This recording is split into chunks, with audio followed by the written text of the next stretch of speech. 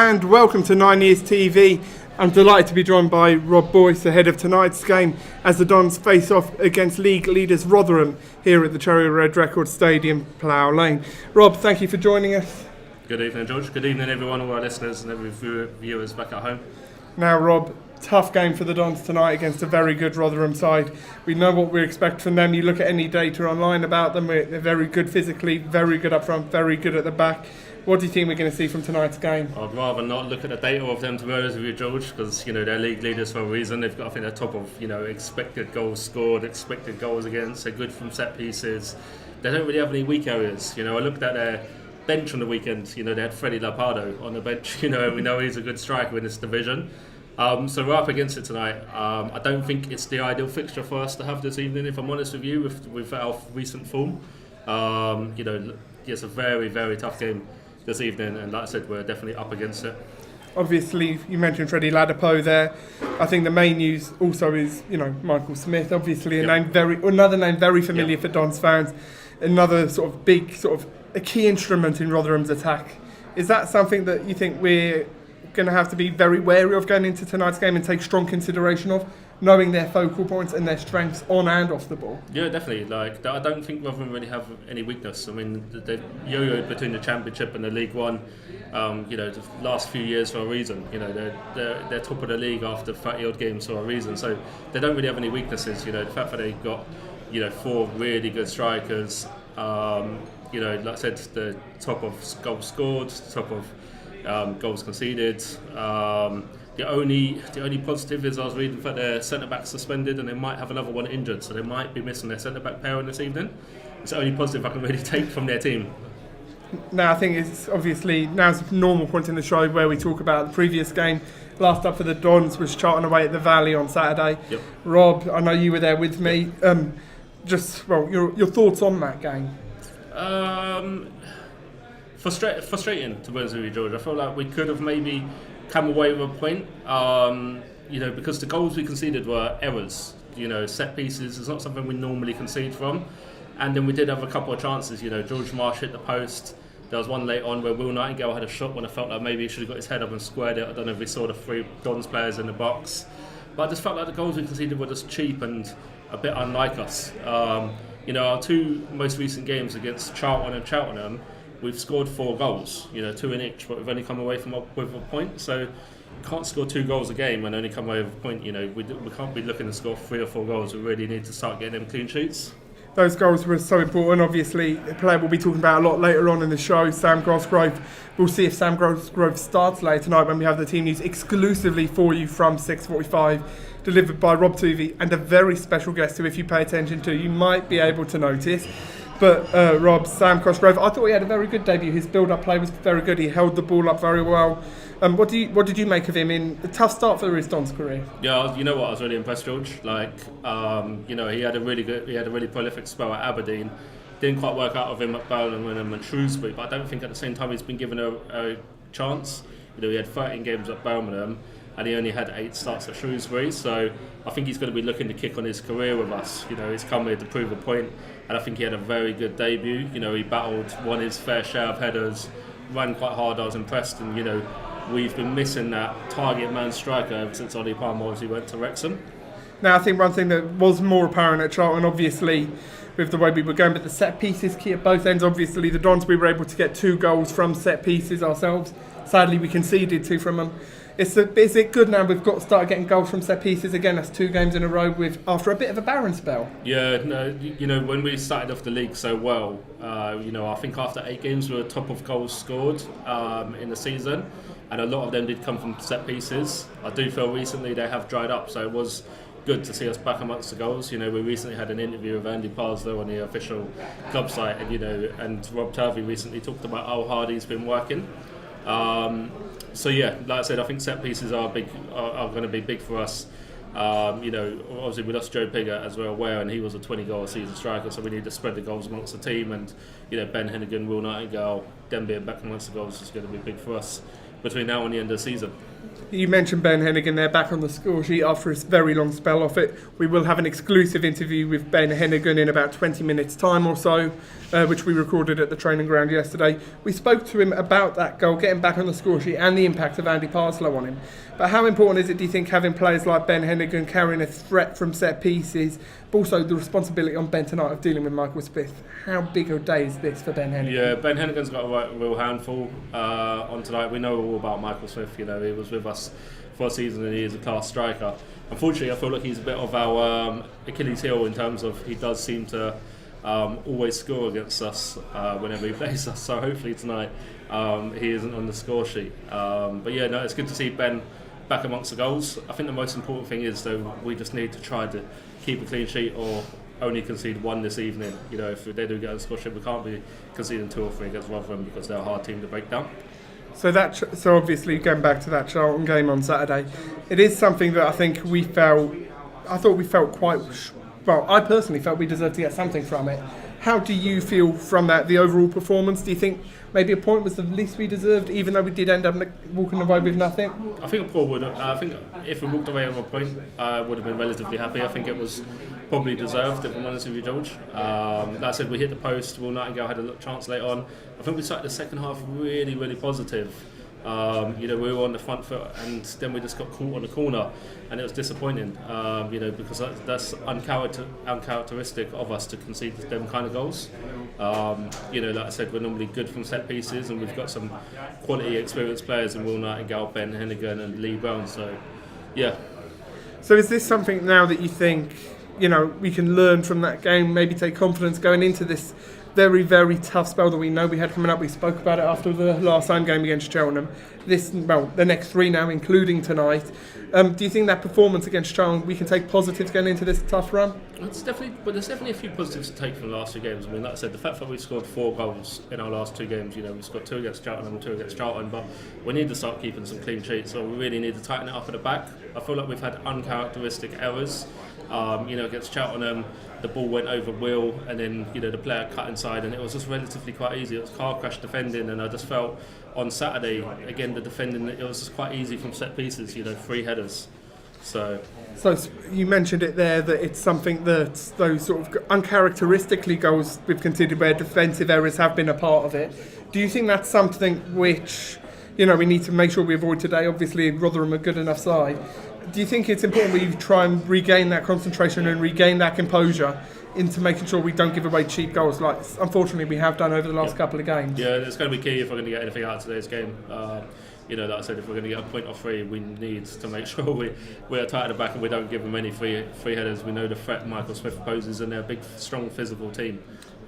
So, yeah, it's important we just tighten up at the back. I do expect to see a few changes today. It wouldn't surprise me if we went 5 at the back, for example. We know that Robert's played that before. You know, he's played 5 at the back against, for example, Boreham Wood and a few other games this season.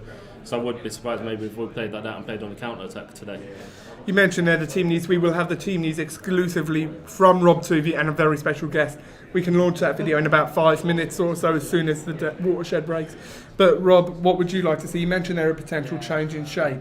Is that something there that you'd very much, you know, like to see tonight? What else would you like to see from our starting 11? I personally think we do play well playing 4-2-3-1, but I just think with the fact that we're up against Rotherham, who are the top side in the division, I think maybe we do need to be a little bit more cautious tonight. And, you know, I wouldn't be surprised to see a 5-3-2, for example, or play 5 at the back. We know that Lee Brown might potentially be out. It was hinted from Rob Tavey, so I wouldn't be surprised to see Nesta Guinness-Walker play at a left wing back, and then maybe, for example, Shocker or PK to come in potentially. You mentioned there, obviously, the team news interview from Rob Tuvey that was launched on the club's official channel yesterday. Lee Brown becoming an injury doubt for tonight's game. Paul Kalambai fit again. Do you think that's a big impact, not necessarily just for tonight, but going forward for the run-in, now that we've got an extra body? Because Paul Kalambai is someone, in my opinion, we've missed an awful lot over the last couple of months. It's important to get all our bodies back, really, isn't it? I mean, Paul Kalambai coming back is a plus, but we've still got Woodyards to come back. We've still got Sam Cosgrove to get up to match fitness. Obviously, we know Lee Brown might be a doubt today, so it's important that, you know, we get him back to full fitness as soon as possible. and we of course got Henry Lawrence to come back as well. So I feel like some of them players coming back will feel a bit like new signings, and of course I forgot about Aaron Presley as well. So Presley and Lawrence have been out for a while. Woodyard is massive for me. He's our captain. He covers every blade of grass. So I'm looking forward to us getting a few bodies back, and obviously it is a positive that PK is back in contention for this evening's game. Now, obviously, Tim, in tonight's programme notes, Tim Maynard, in an injury update, said Presley's going to be due back at the club after his injury at Brentford. He's due back with us in a couple of weeks to get integration. Alex Woodyard's going through similar refit, probably another couple of weeks. Henry Lawrence slightly longer term, maybe 4 or 5 weeks away. But how important is it that we get those three back fully fit, ready for, even if they don't come back until mid-March now, potentially for Henry Lawrence, how important is it that we can get those back so they can play a key part in what could be a very important running? Well, our next two fixtures are really tough. Obviously we've got Rotherham and we've got Sunderland. I think they're both really tough fixtures. But after that, I started looking at the games, and also the games start running out. We'll be on 32 games after today and Saturday. The games will start running out. We have got Gillingham away, we've got Bolton, we've got Doncaster. So if we can get bodies back for them games, that really is important for our running towards the end of the season. Now, one other thing we've spoken about before we go into the team news in a couple of minutes' time, we mentioned it very briefly, Ayub Assal, 9 bookings so far this year, 1 booking away from a suspension. We mentioned it and we actually discussed it in our post-match show after the Cheltenham game. Are we getting to a stage of the season now where you look at Ayub and you think our next 2, do you think it's worth Ayub taking that card sooner? Because, do you think it's even a foregone conclusion that he's going to get that booking, so we may as well earn it at a time which suits us, rather than risk losing him for games against Gillingham or Doncaster, for example? I don't think you can tell a player to go out and obviously pick up a booking, to be honest with you. But obviously it's been a frustrating campaign for Ayub Assal. The amount of times he gets pulled back and fouled, and I think sometimes he has been on the wrong end of a few decisions and a few yellow cards and whatnot. So it's a bit unfortunate that he is on 9. If he gets to 10 yellow cards, it is what it is. We've got a strong squad. We've got players, for example, I like the look of Thomas when he came on about a week or 2 ago. So he can come in for Assal. So, if Assal gets suspended, we'll just have to deal with it as and when it comes, or if it comes. Touch wood, it doesn't. Now, we are about a minute away from being able to unveil the team news for you, so let me just give you a run through of what else we've got for you tonight. In about a minute's time, we'll have the team news for you exclusively from Rob Tuvey and a very, very special guest. After that, we'll go live to an exclusive interview we recorded with Ben Heneghan yesterday at the training ground, where again there's another very special guest appearance right towards the end of it. No surprises if you can recognise the voice. We'll also have an interview later on in the show. We'll also have an interview with the ladies' star striker Ashley Hinks after the women's incredible victory away to Portsmouth yesterday. We'll also have fan cam around the ground with our roving reporter Tom Large and Stuart Deacons, giving you all the view, all the build-up and all the atmosphere here from the Cherry Red Records Stadium, Plough Lane. We've got a live first comment of the evening that we've got for you now. It's Sean Tennyson. Why does no one believe me when I say we will win this? Sean, I can hear from Robert Boyces that he might not agree with you there, but can I just say, I do. I think this is the type of game where we might just get something. Rob? Look, Rotherham dropped points to Fleetwood not too long ago. They dropped points to Accrington at the back end of December. We saw Doncaster beat Sunderland on the weekend. So it goes to show that, on any given day, anyone can beat anyone. We know that the classic Wimbledon underdog story, we know about, for example, the 1988 FA Cup. You never know in football.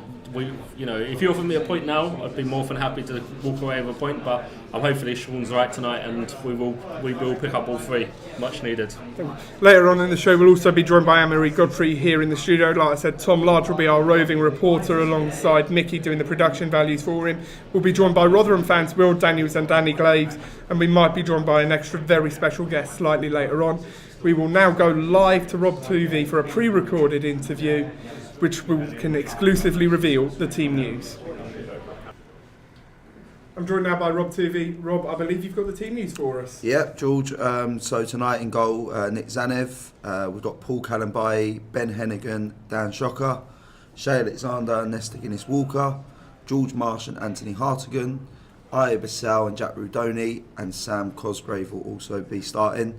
The subs tonight is Nathan Broom, Will Nightingale, Ethan Chislett, Paul Sue, Luke McCormack, Dapper Mabude and Terry Ablade. So yeah, that's the team. So Rob, obviously I think the big talking point there is the return of Paul Calambai straight back into the starting 11. How much of an impact has he made in training since his return from that injury layoff? Yeah, he's trained well. Obviously, we know they've got a physical presence tonight, so it's a good game for Paul to come into because it gives us that extra height in the side and gives us that physical presence. And he's a real leader for us within the change room. And with players like Woody missing at the moment as well, we want as many leaders out there as possible. So yeah, it'd be good to see him out there. Sam Cosgrove obviously making his Power Lane debut today. Is that something that you think he's been thriving off, looking forward to? Do you think he can make an impact tonight against a strong Rotherham side? Yeah, no, definitely. You're right, George. You seem to be laughing there. No, it's cool. Yeah, no, obviously, yeah. No, obviously, I can't be doing this, can I? What's going on? What's going on? No. I would never record it live. It's gone. Okay. Keep going. Okay. So. Okay. So obviously Sam Cosgrove able to make his home debut finally tonight. Is it something you think he's been looking forward to? Is it something, a particular game he might thrive in against a physical Rotherham side? Yeah, I think obviously we're trying to get more people up alongside him tonight, so that's a key part of our plays. Can we get 3 up top at times tonight, and we want to try and get bodies around him. So obviously I think you see on Saturday that he's able to bring players into play as well, and we're hoping that the same tonight. And the attacking player on the bench, is it nice to have options from the bench to maybe change a game if we do need to get a goal late on? Yeah, we've got the flexibility tonight to change shape if we need it, and obviously to go with more attackers as well. But yeah, obviously we'll see how the game's going, but we feel like we've got match winners throughout the squad at the moment, and it's really good to have. Rob Tuvey, thank you for joining us. Cheers. Thank you. So there we go. We heard it from Rob Tuvey there, the Dons team tonight. Nick Zanev, Shea Alexander, Paul Calambai for his first start on return from injury, Ben Heneghan, Dan Shoker, Nesta Guinness-Walker, George Marsh, Anthony Hartigan, Jack Rudoni, Ayub Basal and Sam Cosgrove. Rob, what do you think? 5 at the back it seems. Yeah, you know what, I thought we'd go 5-3-2 because previously that's what Robbo's played, but it looks like it's going to be more of a 3-4-3 or 5-2-3 this evening. It looks like we might have a front three of Asal, Aaron and Rudy. I am surprised by a few of the selections. I thought Sam Cosgrove might start this evening because he had a really good start with obviously against Charlton. So obviously Sam there is Cosgrove just start. Aaron Cosgrove starts, doesn't he? Just double check that. But I am pleased to see Shoka and PK also start. It's good for them to get a game. I've actually been impressed with Shoka, to be honest with you. I think he's done quite well. He kept a clean sheet against Portsmouth not too long ago. But like I said, I'm just surprised. Here we go. Just surprised to not see Sam Cosgrove start and Aaron Cosgrave is starting instead. So obviously there's a big team news there. How important is it, do you think, to have that front three there with Rudy and Ive making the runs? Yeah, you know, Ive and Rudy are massive for us. You know, they're up and coming players. You know, we've seen their talent for this season. But the only thing I feel is they work off better off the target man. You know, that it's better when they've played alongside Ollie Palmer. I was impressed when they played alongside Sam Cosgrove on Saturday. So it'll be interesting to see how these three work together. You know, with this new formation. You know, like I said, it's a 3-4-3 or 5-2-3 this evening. So yeah, it's interesting to see how it'll pan out. Now we go to the training ground where we were able to record an exclusive interview with Ben Heneghan yesterday.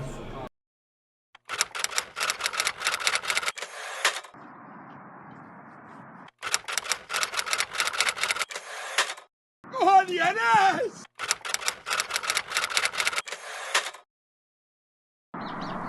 I'm delighted to be joined by Ben Heneghan. Ben, thank you for joining us. No problem, pleasure. So Ben, you know, you've become a bit of a goal-scoring centre-half in your time with us so far. Back on the score sheet again against Charlton. What was it like to be back on the score sheet after a bit of time when you haven't quite been finding the net?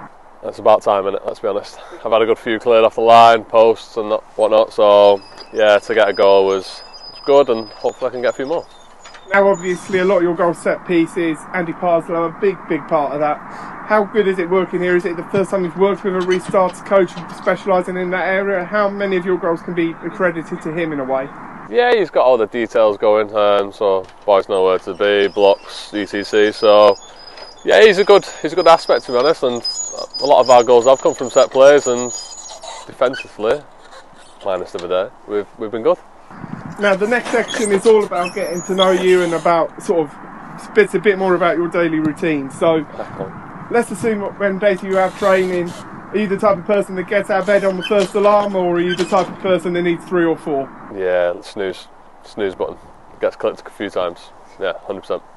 And then are you straight out of the house, or are you sort of lounging around having a bit of breakfast, watching TV? So my routine would be, I'll get up, I'll have my porridge, black coffee, get myself a shower, get ready, in the car, off I come to KCL. Now, when you're in the car, is it any specific music or podcasts you're listening to, or? Nah, I'm an open book when it comes to music. I'll listen to anything, so I'll literally click shuffle on the playlist, off we go. So do you have any particular favourite podcasts you listen to at all, or is it just same as the music, you listen to a bit of everything? I'm normally just music, if I'm honest. I don't really listen to many podcasts, but I've been recommended a few, so I need to get on them. Now, at the start of the season, we were able to have a big speaker in the dressing room, in the changing rooms here at KCL. What was your song that you selected to go into rotation for that? Ooh, good question. I think I put an Oasis one on, obviously, Manchester. And then I'm sure I had Dreaming of You by the Corals. Yeah, I did. Now, this is when the interview starts taking a little bit of a turn for the slightly weird, unusual questions for this. So, which teammate would you use to select as phone a friend on Who Wants to Be a Millionaire? Oh, that is a good question. Oh, I don't think there's many brain cells within our group. I think Darius might have a bit. Old experience there. Maybe Brownie. He's new to the pack, so I'm not sure. I'm going with them. I'm struggling with anyone else. Would it be the same across all game shows, or like, for example, on the queue, would you have a different teammate, or is it again, Brownie, Darius? Yeah, I'm sticking with the experienced heads. Yeah, 100%. Now, on Come Dine With Me, 3 teammates who you'd want on with you. Woody for the banter. Yeah. That guy's just mental. That's some of the stuff he comes out with. Yeah, so yeah, I think I'd have Darius again. And Ant's laugh is infectious. It'll get everyone laughing just for his little chuckle. So yeah, I'd have him in. So now, one of the things we always ask you guys, are you a big fan of watching football on TV, or is it something you just can't do in your off time? Yeah, I'm always watching the game, yeah, 100%. Always watching it. So do you have a favourite pundit or least favourite pundit you'd care to mention? I like Roy Keane. Straight to the point, brutal with it. Perfect, love it. Well, let's hope we're not facing him in Saturday. Yeah. So now we finish all of these interviews up with 9 quick-fire questions, so they're either or. So just say the first thing that comes to your mind. Ben 10 or Gentle Ben? Ben 10. Blackpool or Vegas? Vegas. Who would you rather help Who would you rather help you in a fight with 2 tigers? Brock Lesnar or David Attenborough? Brock Lesnar. Adele or Kylie? Adele. Electric toothbrush, yes or no? Yes. Rachel Riley or Carol Vorderman? Borders. Bar, yes or no? No. David Copperfield once said he made the Statue of Liberty disappear. Did he, or is he talking out of his arse? Talking out of his arse. And then finally, the most important question: when making a cup of tea, does the bag go in first or the milk? Bag. Weirdo if you put the milk in first. Correct answer. Congratulations, Ben. You continue the fine record of everyone getting that question right this season. Ben Heneghan, thank you for joining us, and Cheers, good luck Bob. for tonight's game. Thank you. Thank you. On the NS! I'm mighty cheap! You've definitely got that on the end as well, haven't you? And there we go, and that made the cut. Bosh. Yeah, thanks, Ben. Cheers, Bob. There we go, our exclusive interview with Ben Heneghan there, with a nice little contribution from Ashley Bass towards the end. Anne-Marie, you've just joined us, thank you for coming up. Thank you for having me, pleasure to be here. Now, we've had, I think it's fair to say, an inevitable mistake earlier tonight, where Stuart Deacon's got the graphic wrong and has said Aaron Cosgrave started rather than Sam Cosgrove. But I'm delighted to say it is Sam Cosgrove. So, Boise, all your threats about having a bizarre change to the lineup. Thankfully, it's not come to pass with big Sam Cosgrove making his home debut. And Marie, you excited to see him? Which one? Yeah, absolutely. I didn't go on Saturday. I did speak to Boise. He was very impressed by him. We were all excited by the sign-in. It would be brilliant to see him here at Plough Lane. He's fantastic player. Do you know what I mean? 6'4". We can't be unhappy with that at all. Really looking forward to seeing him play. Now tonight, obviously, big night for Ben Heneghan. We just saw the interview with him there. He's coming into the Dons lineup again. Looks like he's going to be in the centre of a back three with PK and Dan Shoker either side of him. How big a job do those three have tonight against a very physical Rotherham side? It's a physical back three, though, to be fair. I mean, that's exactly what we need up against them. And Rob Tuvey talked about in his interview earlier on today. We've got to bring the game to them and not be afraid. It's PK's first game. I must confess, I can't remember how. It's been a few games since he's been back in. But he's such a physical presence himself. It would be really important that back three stay focused and concentrate on their roles tonight. But we just need to trust ourselves a bit more, I think, as individuals. So obviously there, do you think it's something that we've adjusted that shape going into that back three? Is that something we've done, do you think, because of Rotherham? Or do you think that's us making sure the players who are fully fit are all available tonight? I think it's a bit of both, George, to be honest. I think it's a little bit of trying to keep some players fresh. I'm not quite sure if anyone's picked up any sort of little niggly injuries over at Charlton in the last couple of games. But I think there probably is an element of both. Like we said, those three are big, physical centre-backs who we will really need to keep busy tonight. We'll be kept busy tonight, I'm sure. Anne-Marie is obviously just Yeah. kept... Sorry about that. We were you're just doing a changeover. So I missed the Ben Heneghan. Brilliant, yeah. Okay. We're going to be joined here by the Rotherham fans. They're just coming in. Will and Danny, bless them, they coming from Yorkshire. I'm not sure I did the accent, should I? Here, bless them. But yeah, Ben Heneghan. I actually missed the interview. What was his tea question, Anne-Marie?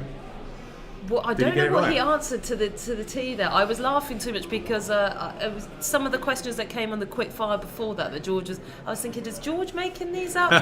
these would you rather different categories? I know Bezo crashed the interview at the end. You'll be surprised to know, as he does pretty much every single player interview, which is what we love about him. Yeah, do you know what?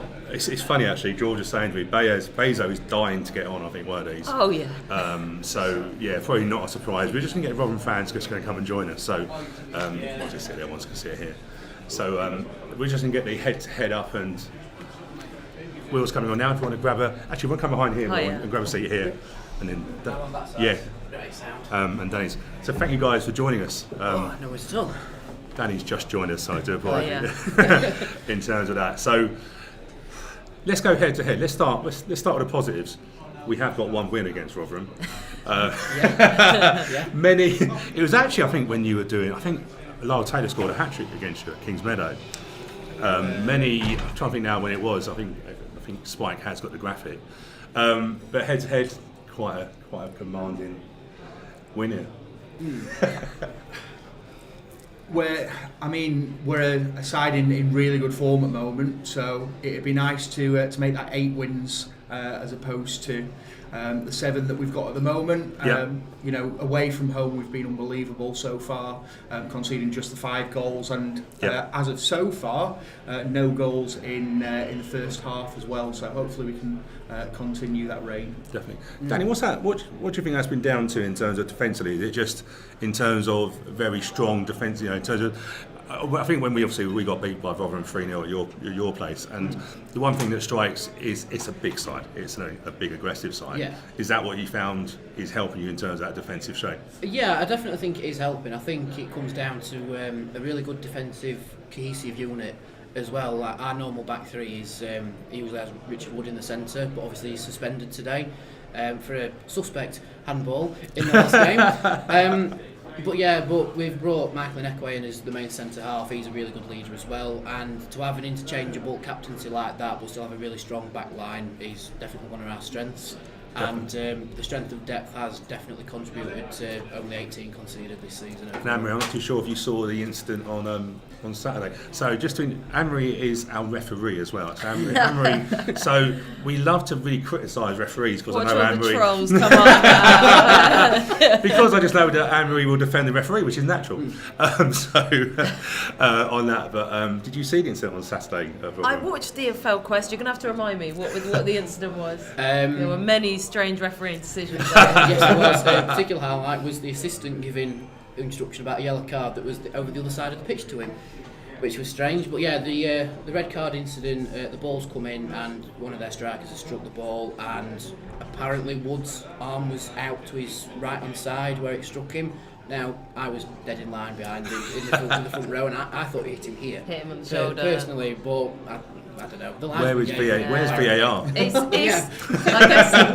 I guess in the match official's defence, it's so difficult to make that snapshot decision. But did it result in a penalty? Did it? Yeah. Yeah. I mean, and that's a big call to make. You have to be absolutely sure. Yeah.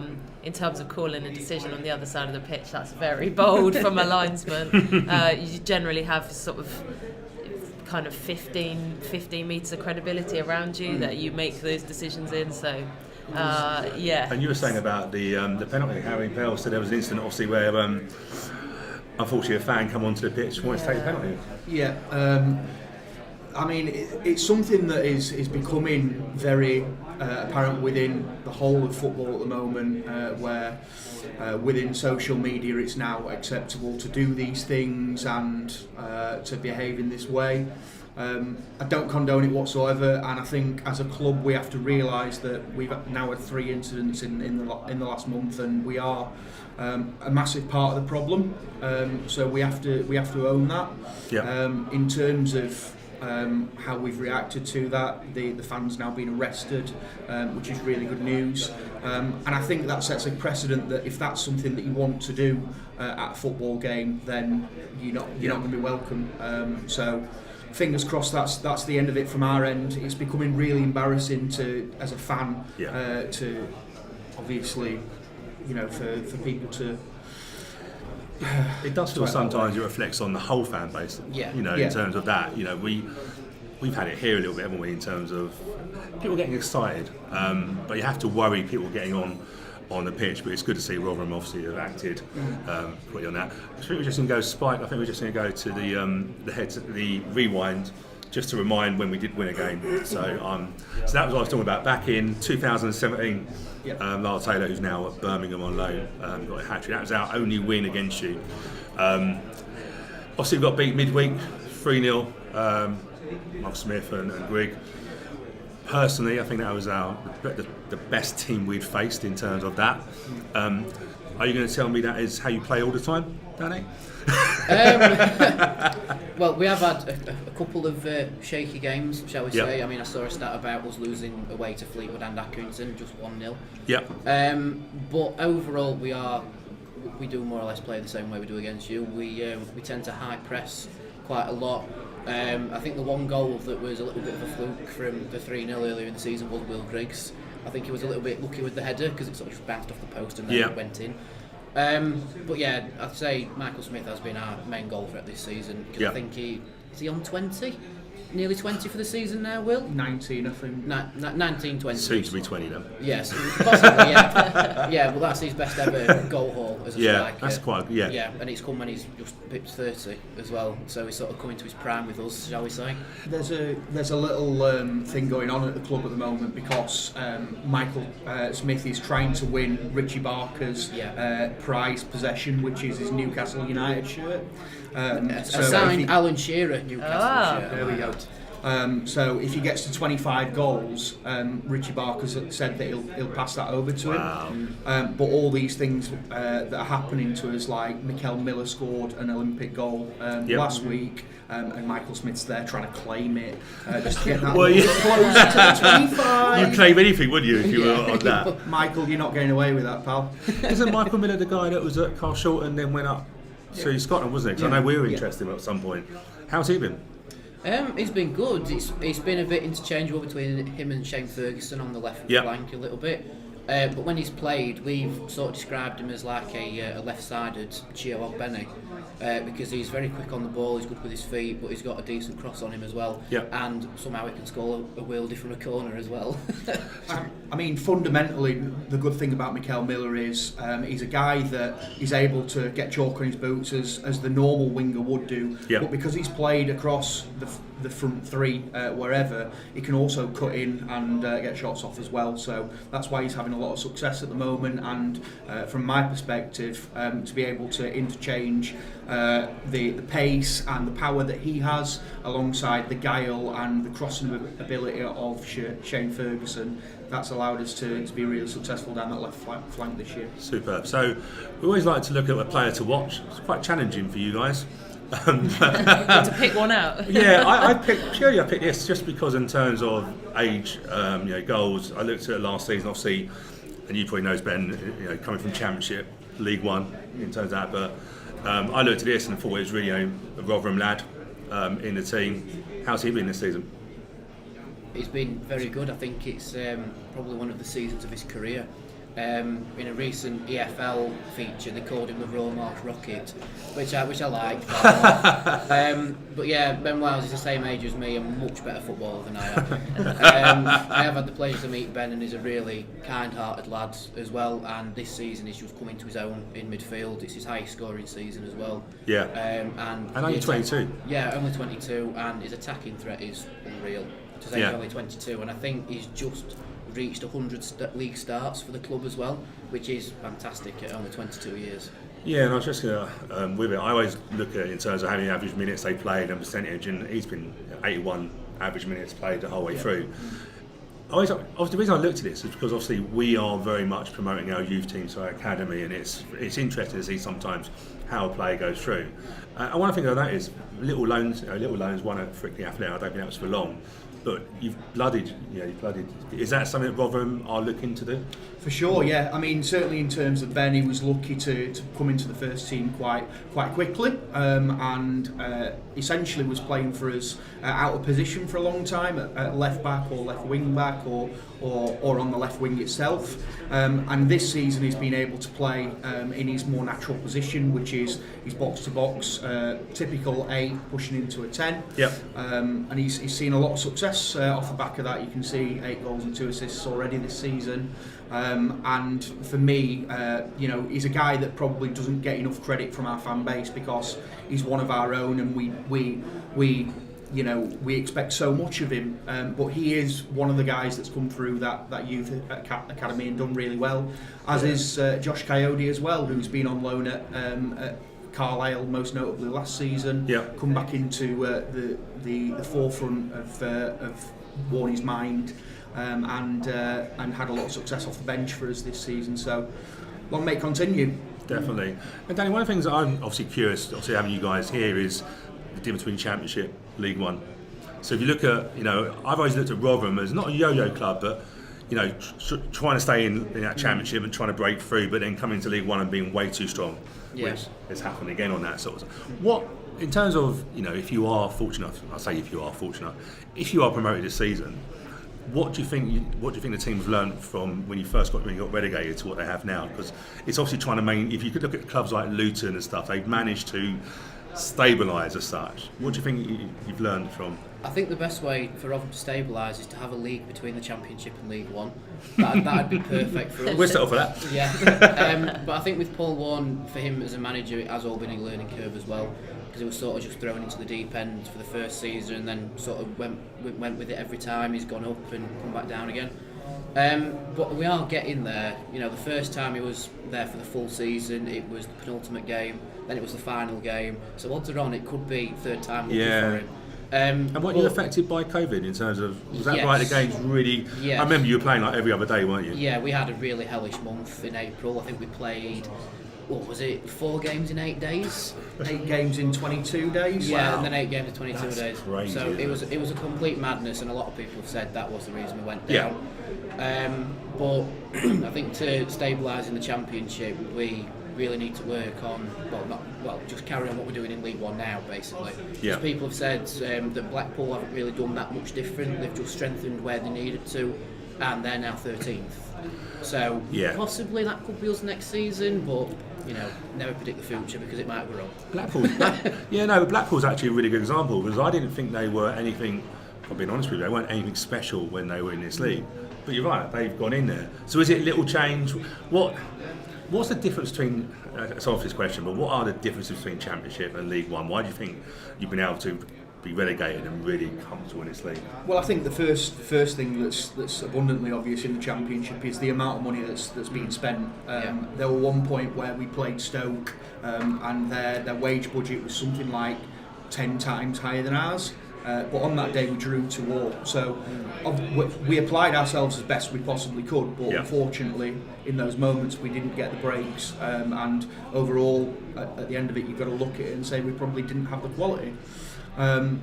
I think the last season, if I'm honest, we were a mid-table Championship side, but unfortunately we significantly underperformed our XG. So if we would have scored the goals that we needed to, had a little bit of luck with COVID and all that sort of thing, we would have been a Championship club. And I think that's probably why in the situations like the 5-1 against Sunderland and the smashing a Portsmouth, for example, when we're on it, we are that mid-table Championship side.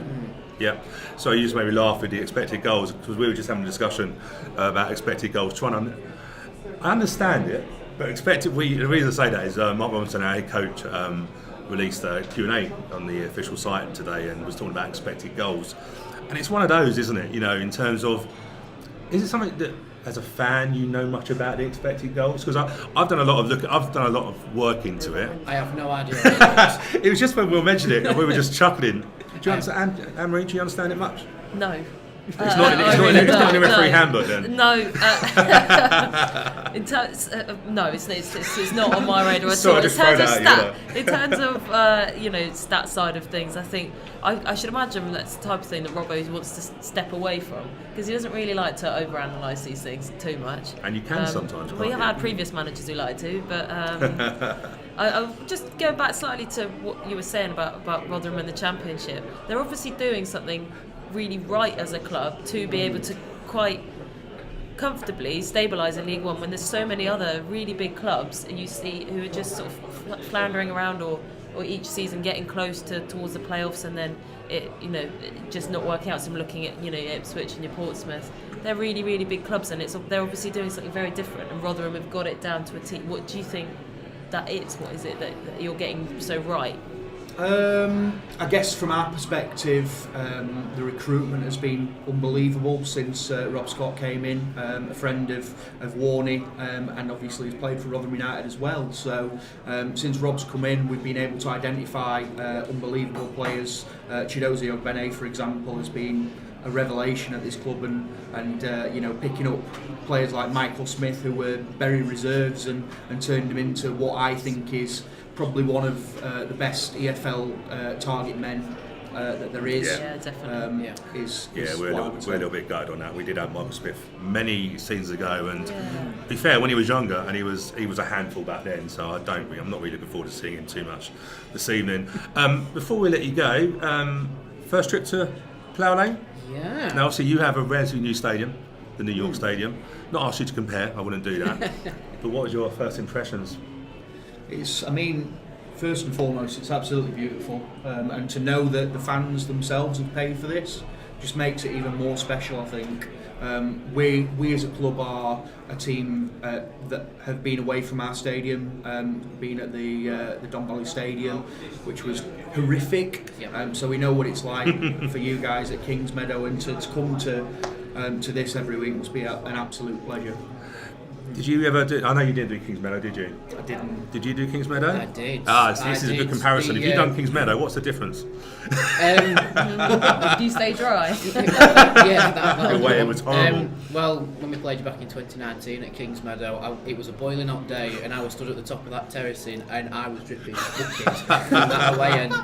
So hopefully the weather's a bit nicer tonight. Yeah. But yeah, the main difference is that this looks like a Football League stadium. It looks like it should host a Football League team. Kingsmeadow, obviously it was Kingstonian FC that I think they bought the lease off and then sort of shared it with them, if I understand that right. Yeah.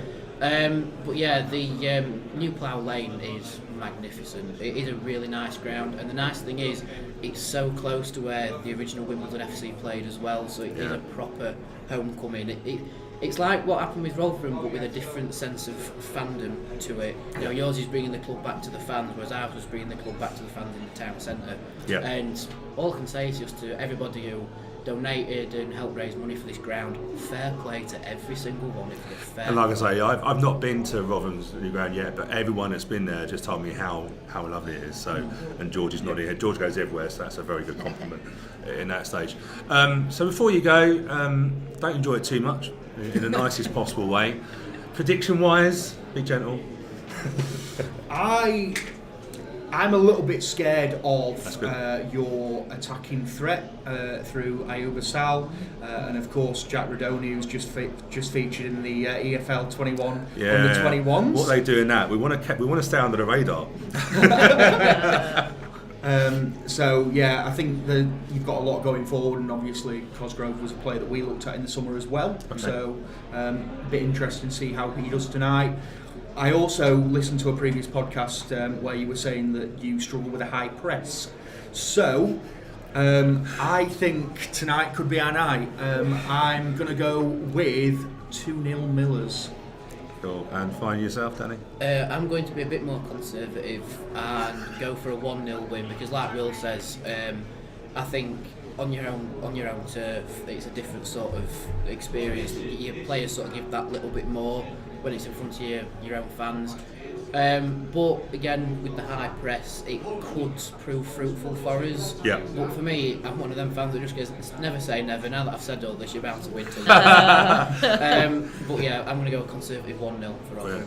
Well, guys, thank you very much for joining us. It's been very insightful on that. Enjoy it in all seriousness. Enjoy your stay on that. And we're going to go to an interview now with AFC Wimbledon ladies Ashley Hinks, who 29. We need a goal scorer. 29 goals in 23 appearances and scored again on Sunday.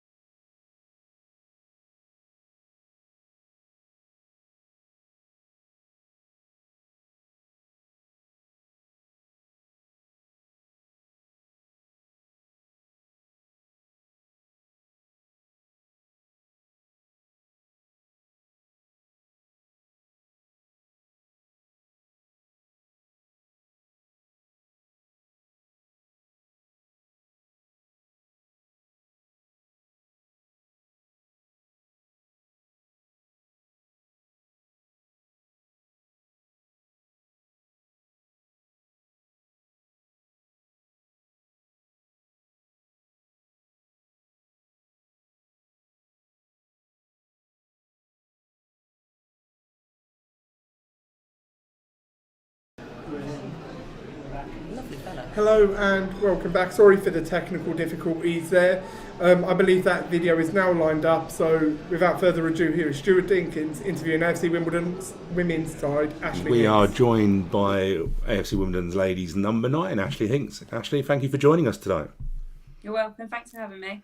Cool, no problem at all. So, great success again on Sunday in the FA Women's National League Plate, if I'm correct on that, away at Portsmouth Ladies at Havant and Waterlooville. You don't make things easy, do you? 2-0 up. We don't like to. 2-0 up, and probably, would you say cruising? I know Pompey are, a very good side, in terms of that. But was it a little? It's difficult with taking a 2-0 lead, isn't it? And then obviously Pompey coming back later on in the game. I think they always carry a goal for it. They've got some really good individual players, and also collectively they play really well as a team.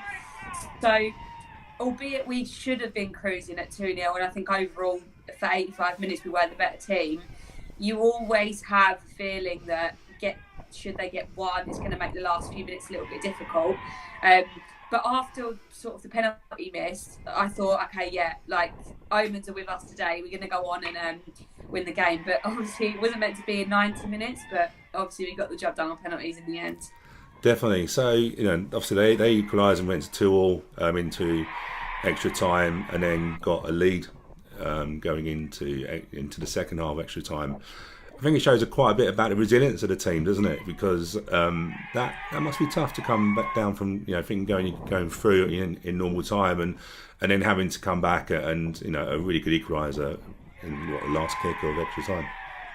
Literally, it was such an emotional roller coaster of a game. But like you just summed it up, I think it just shows where we're at as a group. I think the fact that it was also the right back who's sprinted 80, 90 yards to get up the pitch and get on the end of the cross just sums up how well we are as a group, and we have sort of a never die attitude. And it was a great finish, wasn't it? And that's some going, 120 minutes against a team that's in a higher division. I bet when you saw when she was there and slotted away really comfortably, and then the celebrations, and then I suppose you have to get yourself ready for a penalty shootout. First penalty shootout you've been involved in for a little while? Yeah, obviously first one with Wimbledon for me personally. I'm not sure what ones they've had up until that point, but like you said, to pick ourselves up after being out on the floor really in terms of exhaustion, to then go and obviously win on the shootout again, it's just we're on such a high at the moment and things just seem to be going our way. But I think it's because of how we're playing as a team, to be honest with you. That doesn't just happen. I think it's a reward for how well we're playing. Definitely. And from a personal point of view, 29th goal of the season, you scored the first one in there. Have you set yourself any? Did you set yourself any targets at the start of the season, or have you adjusted them? I did have some personal targets, yeah. I think I'm on course to hopefully reach them. But my main ambition when I joined was to enjoy it and bring my experience to the team and hopefully get this club where we should be, which is obviously tier 3 is the aim. I mean, we still can do it this year. Obviously, we're going to have to rely on some other things going our way, but I still think as a group, again, if you look at what's happened over the last few weeks, there's nothing to say that can't happen for us this year. We just need to quietly go about our business and see where we are at the end of the year. Definitely. And the draw's been done for the semi-finals now. And it's I think you must be used to it by now. Another away trip up to the Midlands, up to the West Country to play Sporting Coslers women. The other semi-final is Cheltenham ladies against Nottingham Forest. So you're in touching distance now of the final. We are. I think it's a great opportunity for us to go and get into a final of obviously a competition, one that after the weekend we should go in confident that we can go and get to a final, because if you'd have set that target for us at the start of the season that we can go and reach a semi-final of a play, a competition that obviously has teams from around the country, not just regionalised, I think we'd absolutely take it. So now the chance of the finals there, I think we have to go and grab it with both hands and do what we've been doing the whole season really, and just turn up on the day, go about our business and get there. Definitely, and that takes a bit of a backseat. That's not until the 6th of March, so you've got a bit of a month away from that. I was looking at the fixtures, obviously, Plough Lane. I know you're not playing there. I think you've got one more game at Carshalton and then you're back at Plough Lane. But look at seven remaining home games for the league. The league's not over by any chance, is it? It's not.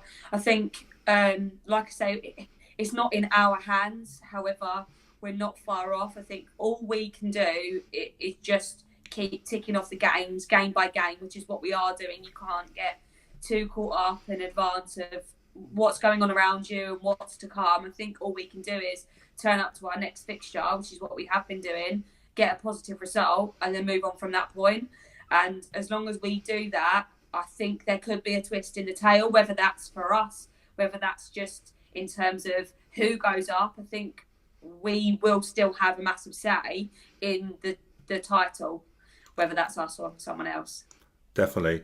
And just to wrap up, Sunday at home to Stevenage, and then you have a game under the lights at Queen's Park Rangers at Plough Lane. I know a couple of weeks ago you were at one of the midweek fixtures, weren't you? I'm trying to think. We've had so many fixtures now, haven't we? That all the ladies were at the one, I believe. That's right. Yeah. So we had Hannah Bingham on the show. Are you looking forward to a game under the lights at Plough Lane? Really looking forward to it. The girls can't wait. I think it's the first one, obviously, midweek at Plough Lane, under the lights. Hopefully, because it's half term as well, we're really hopeful we can get a good crowd in. Every game we've played there so far, the support has been amazing, and it does make a huge difference on the pitch to get that. I think when you're playing well as well and everyone's cheering behind you, equally if the game's not really going to plan, having the fans there supporting you makes a real difference. So anyone who is free, please come down to Plough Lane on the 16th. We would absolutely love to have you there. Definitely, and like I say, I've been fortunate enough to watch quite a few games on the highlights and stuff like that, and we still have #United to come to Plough Lane, so it should be exciting end to the season. Ashley, thank you very much for joining us, and I'm sure we'll catch up with you before the end of the season. Thank you very much. Yeah. Well, we are back. We are now got, as you can see, the players are starting to warm up all around the stadium. We've got a couple of roving reporters. Stuart Deakins is roving around there somewhere with a camera. Tom Large is interviewing fans as we speak, and we'll be showing you those in a couple of minutes. But Anne-Marie, first of all, Ashley Hinks there, 29 goals in 23 games at that level. What does that say about how we are as a Wimbledon team, and after an incredible win against Portsmouth? I mean, as the Rotherham fans were saying, sign her up. I mean, that is a fantastic return on that number of games, and it isn't an easy league. Where the way that the ladies' side has progressed over the last couple of seasons is fantastic.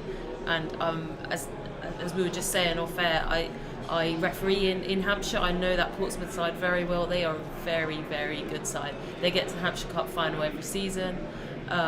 Very well organised. I think they train a couple of times a week, which is, for women's football, some teams are only able to train once a week. They take it very, very seriously. It's a good setup down there. They've got a very disciplined manager, shall we say. So that's a really, really big result. Now, obviously, that Portsmouth side are a very strong side. They've beaten teams by double-digit goals twice this season already. Yeah. So for us to go there and get a win on penalties after such heartbreak towards the end of 90 minutes and at the first half of extra time. Rob, the semi-final now for the Dons. We travel to Sporting Calcer on the 6th of March. Do you think the women's side now getting to a semi-final of the national competition is something that could engage our whole new fans who maybe haven't taken much interest in our women's side before? It's definitely interesting, isn't it? It's good for the club. It's good for the ladies' team.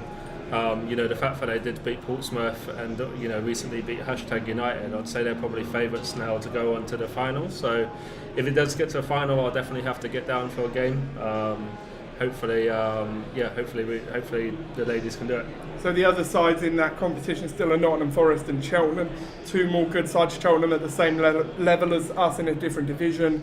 Nottingham Forest at top of the division above us. So that would be a very tough game if we were to get to the final and play against Nottingham Forest. But I think it's great to see the progress we made off the pitch with the women's side, Anne-Marie.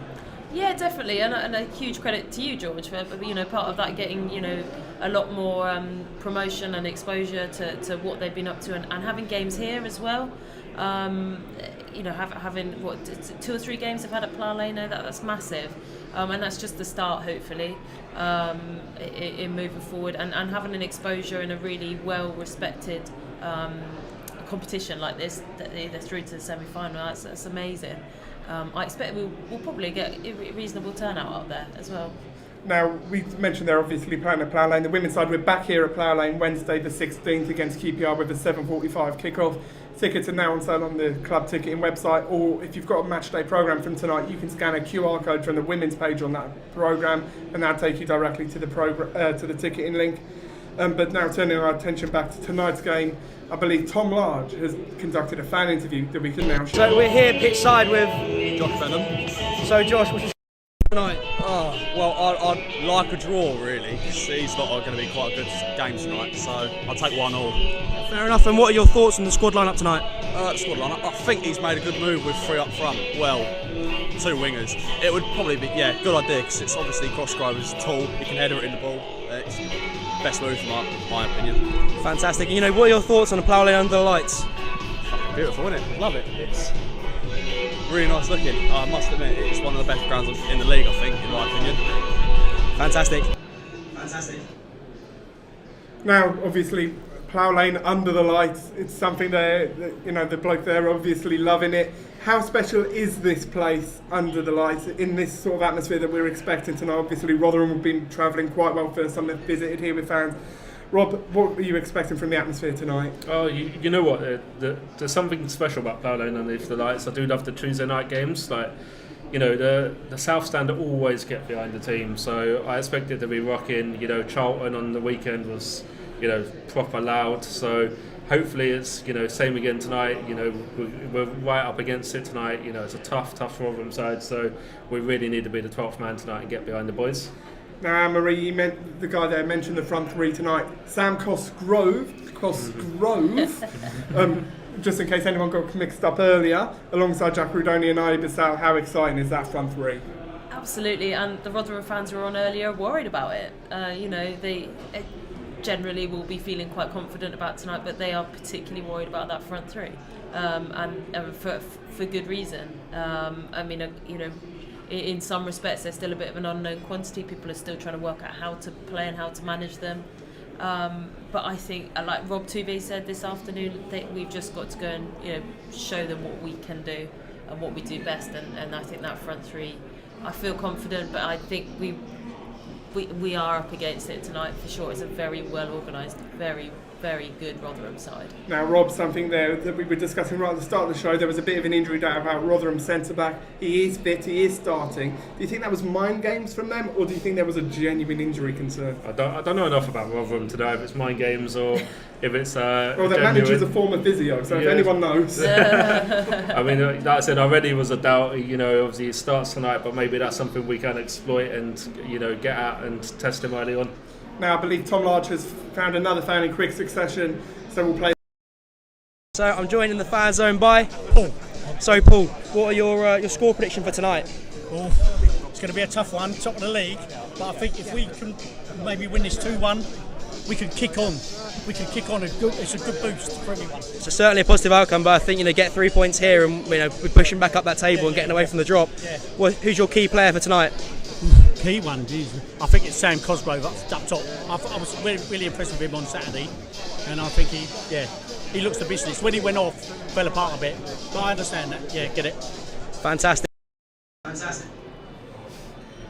So obviously now we're closing in. We are now just less than 10 minutes away from kick-off here at the Cherry Red Record Stadium, Plough Lane.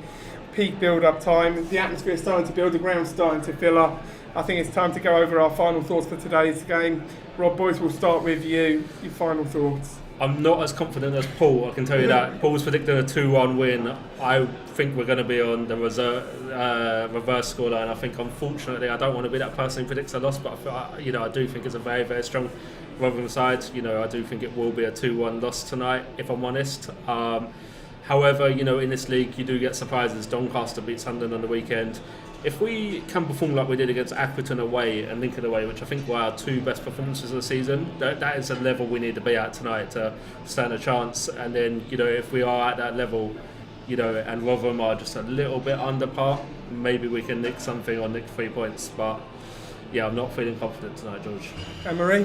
I think I need to hold my hands up and say the last few home games, I'm only able to be joining you pre-match, so I get to come with all the optimism and positivity about what I think will happen, and then not have to digest some really tricky results. And then do a runner. Yeah, so, you know, maybe I should go out there and say I'd be really surprised if we can get anything from tonight.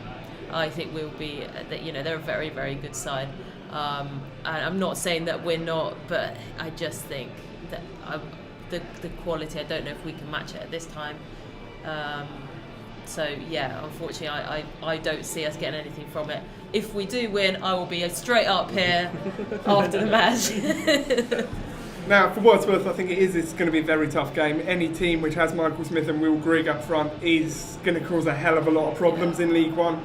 I think our back 3 tonight, Paul Kalambai, Ben Heneghan and Dan Choker, are going to have good games. They're all going to effectively have to have season best games for them this season. But I'm optimistic. I think we'll get a point out of tonight at least. And I think it's just one of those nights where it might just click for us under the lights here at the Cherry Red Records Stadium. We're getting ever closer to kick-off here. The game tonight is available on iFollow in the UK for £10 and abroad wherever you are in the world, so you can cheer the Dons on from your own home if you can't be with us here tonight. And we will leave you first of all with the team news from Rob Tuvey and a very special guest. I'm joined now by Rob Tuvey. Rob, I believe you've got the team news for us. Yeah, George. So tonight in goal, Nick Zanev. We've got Paul Kalambai, Ben Heneghan, Dan Shocker, Shay Alexander, Nesta Guinness-Walker, George Marsh and Anthony Hartigan, Aya Bissell and Jack Rudoni, and Sam Cosgrave will also be starting. The subs tonight is Nathan Broom, Will Nightingale, Ethan Chislett, Paul Sue, Luke McCormack, Dapper Mabude and Terry Ablade. So yeah, that's the team. So Rob, obviously I think the big talking point there is the return of Paul Kalambai straight back into the starting 11. How much of an impact has he made in training since his return from that injury layoff? Yeah, he's trained well. Obviously we know they've got a physical presence tonight, so it's a good game for Paul to come into because it gives us that extra height in the side and gives us that physical presence, and he's a real leader for us within the change room, and with players like Woody missing at the moment as well, we want as many leaders out there as possible, so yeah, it'd be good to see him out there. Sam Cosgrove obviously making his Power Lane debut today. Is that something that you think he's been thriving off, looking forward to? Do you think he can make an impact tonight against a strong Rotherham side? Yeah, no, definitely. You're right, George. You seem to be laughing there. No, it's cool. Yeah, no, obviously, yeah. No, obviously, I can't be doing this, can I? What's going on? What's going on? No. I would never record it live. It's gone. Okay. Keep going. Okay, so... Okay. So obviously Sam Cosgrove able to make his home debut finally tonight. Is there something you think he's been looking forward to? Is there something, a particular game he might thrive in against a physical Rotherham side? Yeah, I think obviously we're trying to get more people up alongside him tonight, so that's a key part of our play is can we get 3 up top at times tonight, and we want to try and get bodies around him. So obviously I think you see on Saturday that he's able to bring players into play as well, and we're hoping that the same tonight. And the attacking player on the bench, is it nice to have options from the bench to maybe change a game if we do need to get a goal late on? Yeah, we've got the flexibility tonight to change shape if we need it, and obviously to go with more attackers as well. But yeah, obviously we'll see how the game's going, but we feel like we've got match winners throughout the squad at the moment, and it's really good to have. Rob Tuvey, thank you for joining us. Cheers.